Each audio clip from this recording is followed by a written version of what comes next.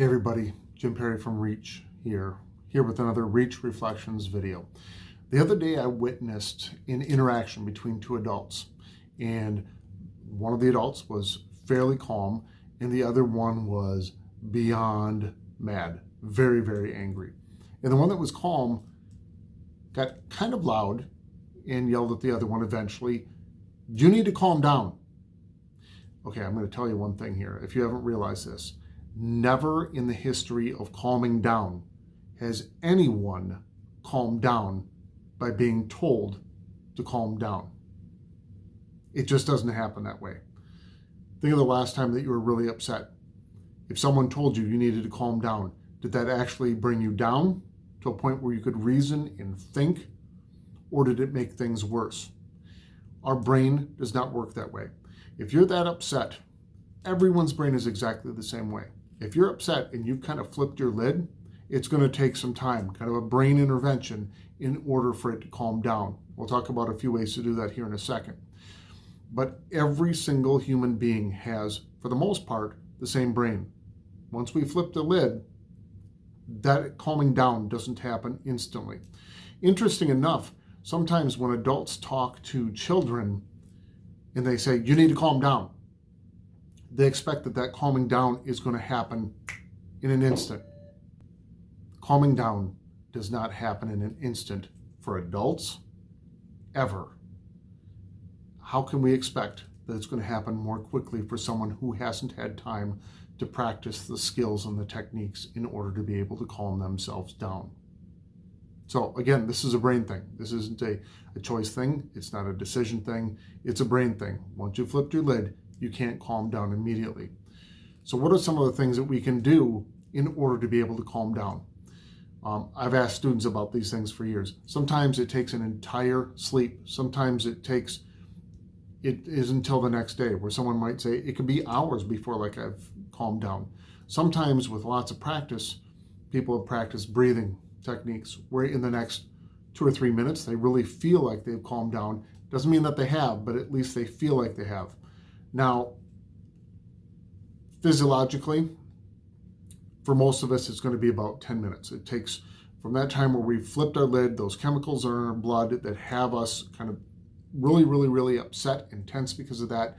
It takes about 10 minutes for the body to wear that out and to be in a much calmer state of mind. Now, that's at the earliest. We might feel like it's happened before that, but the important thing is to remember, until that's happened, in no circumstance should we be probably making any decision, especially if it's going to be long-term. Probably in no circumstance should we actually be even responding to that person.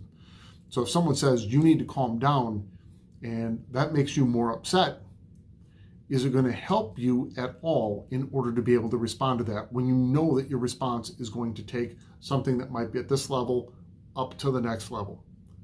Because that person is going to go up even higher. Absolutely not. So sometimes it just takes time. Sometimes it might take breathing. Sometimes it's going to be a combination of those things and then reasoning. So this interaction between these two adults, it was a simple misunderstanding. And it wasn't anything that the person that was angry actually would have normally been angry about. They made an assumption about something that was completely untrue. Now, they were given a little bit of time to kind of calm down. The person said, "You know what? I need a minute. I'm not going to talk to you right now." And in that minute, they actually came down enough that they could have a reasonable, very short conversation and get that misunderstanding resolved. And they left kind of with a mutual agreement, and everything was calm again. My challenge for you today: number one, if someone around you is upset, don't respond by saying you need to calm down, okay? You need to help them calm down.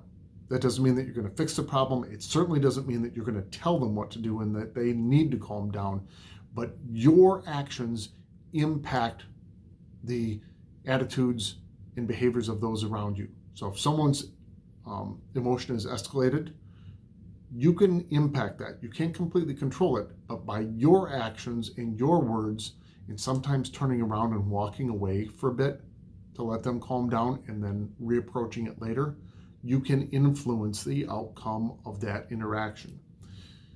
Number one, how do you do that for other people? Number two, when you're the one that's upset, how do you respond? Do you fire back at that person when you're upset because it really does feel good? Or do you say, you know what? I can't think about this right now. I can't talk about this right now. Can you at least give me a few minutes and then we can visit? So if it's something that has you that upset, it's not something that can be ignored. It's not something that's going to just disappear. So walking away from it altogether isn't going to fix the issue at hand.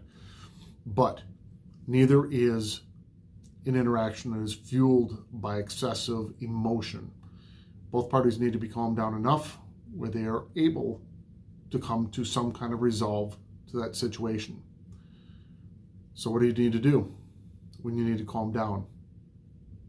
Never in the history of calming down has anyone ever calmed down by being told to calm down. Something to consider today. I wish you well. Talk to you soon.